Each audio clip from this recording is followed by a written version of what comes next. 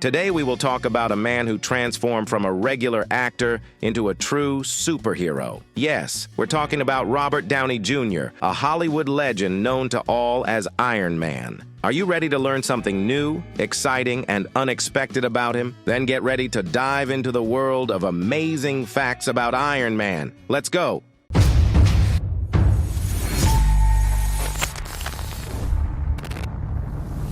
Robert Downey Jr. portrayed the unforgettable Tony Stark. However, before he landed this role, other actors also expressed interest. In 1997, Nicolas Cage, and in 1998, Tom Cruise were considered for the role.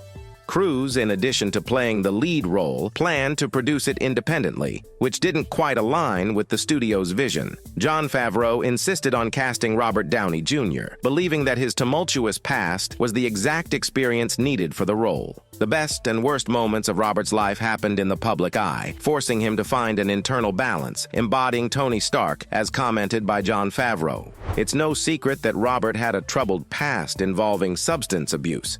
Surprisingly, he found redemption in an unexpected place, Burger King. In 2003, while driving under the influence, he decided to stop at Burger King for a snack. According to him, the burger was so repulsive that it made him reassess his life, leading to him discarding all his narcotics into the ocean. That's why Robert, as a gesture of respect, eats a burger during press conferences.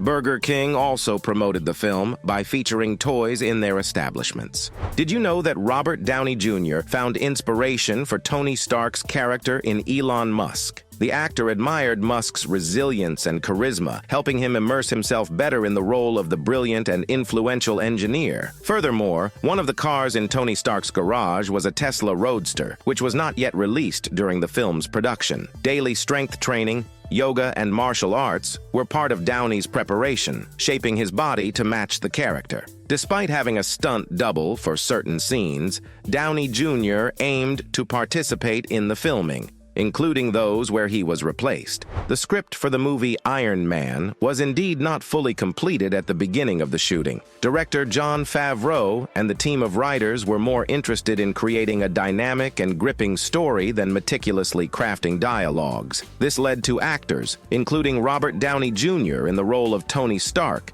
improvising many of their lines. Robert Downey Jr., being an experienced actor with a talent for improvisation, fully immersed himself in his role. He felt comfortable in this creative approach and often requested multiple takes to try different variations. This freedom and creative approach to dialogues made his interaction with the character more lively and natural. On the other hand, for Gwyneth Paltrow, who played Virginia Pepper Potts, the situation was more challenging due to Robert Downey Jr.'s improvisation. She didn't know what he would say, and she often had to react on the spot to his statements. This likely created additional challenges for the actress, but ultimately contributed to the naturalness and unpredictability of the character's interactions. According to Jon Favreau, it was this unconventional approach that made the film more appealing and natural. Improvisation brought freshness to the dialogues, and the acting charisma of Robert Downey Jr. and other project participants became a key element of the film's success.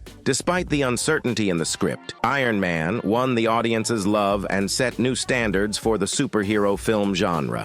When creating the Iron Man character in the comics, the creators drew inspiration from Howard Hughes, a director, producer, and engineer. The film's production was based in offices constructed on the site of Hughes' company in Los Angeles. The filming pavilions were also located in the spaces that once belonged to Hughes. For instance, the Hughes H-4 Hercules, a transport flying boat, was created here. Initially designed for use during World War II to transport soldiers, the project was abandoned after a brief flight in 1947.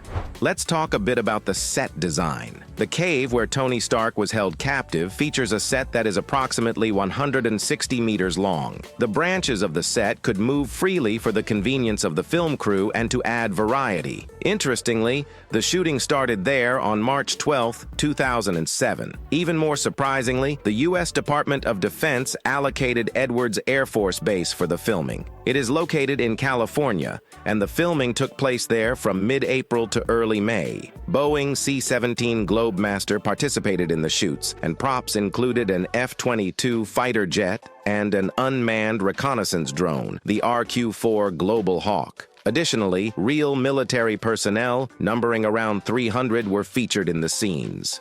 Let's move on to the costume. Designed by comic artists Phil Saunders and Adi Granoff, the costume itself was constructed by Stan Winston Studios. While comics didn't delve much into the functionality of the armor, the film had to carefully consider aspects like how a person would look in the suit, how the helmet would open, and whether a person would break their arm if bent inside the suit. All details of the costume were designed to appear elastic. The costume consists of approximately 450 separate parts. Wearing a full set of armor throughout would be challenging, so it was engineered to allow different parts to be removed for various scenes, with CGI overlaying these parts in their place. Interestingly, stuntman Mike Justice spent a significant portion of the time in the costume.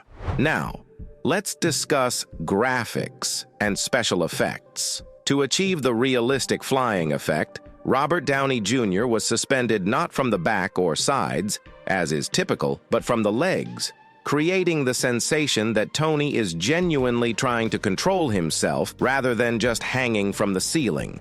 3 companies worked on the film.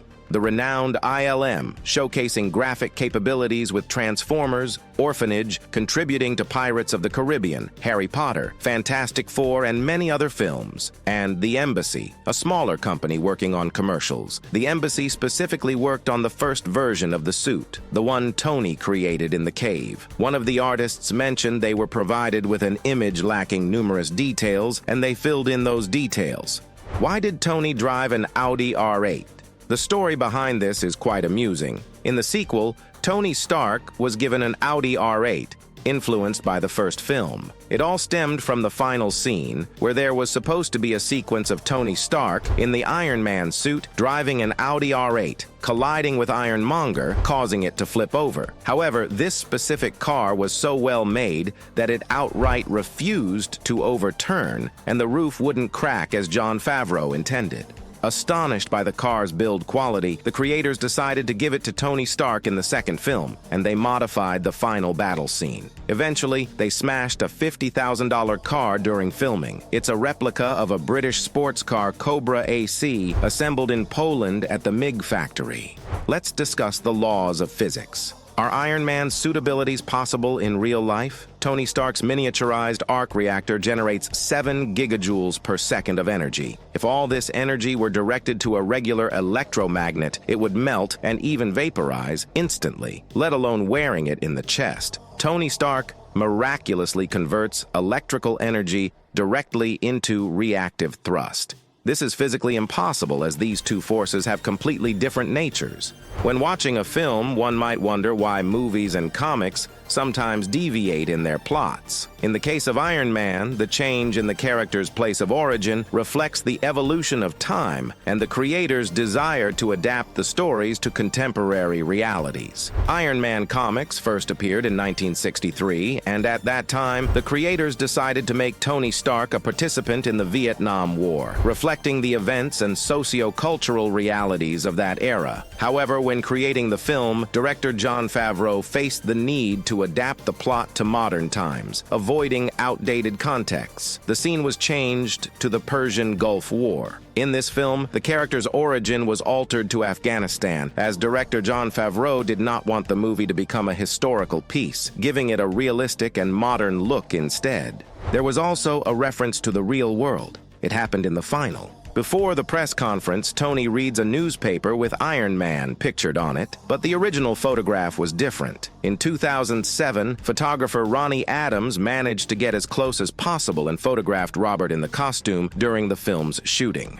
He published the photo, which Marvel Studios naturally didn't like, because Iron Man's images weren't prevalent in society at the time, and they didn't want someone else to do it. The studio demanded the removal of the photo and even succeeded in blocking the website where it was posted. This didn't sit well with the public, and people accused the studio of unfairness, making the photo go viral. The studio bosses reconsidered and thought they had indeed gone too far. They apologized to the photographer, invited him to the set, and even provided actors for an interview. Jon Favreau decided to use this photograph by placing it on the newspaper cover in the film. However, Ronnie didn't appreciate it, sued them for unauthorized use of the photo, and Marvel lost the case. They apologized again and changed the newspaper cover in the film.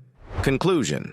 In the end, the making of the film Iron Man turned out to be as fascinating as the plot itself. From the challenging casting choices to personal changes in Robert Downey Jr.'s life, each fact adds a special allure to this film and shows that the story of its creation is as captivating as its plot. Thank you for watching. Show your appreciation with a subscription and a notification bell if you enjoyed the video. Until next time.